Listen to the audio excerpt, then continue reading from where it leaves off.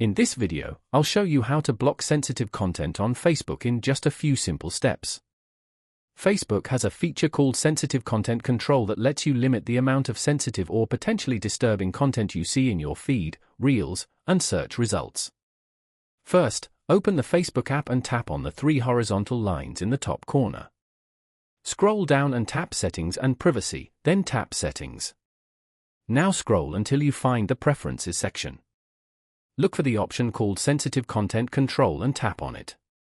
Here you'll see different options for how much sensitive content you want to see. Select Less if you want Facebook to show you fewer posts that may contain sensitive or disturbing content. Once you select this option, Facebook will automatically limit similar content across your feed and other areas of the app. And that's it. That's how you can block or reduce sensitive content on Facebook.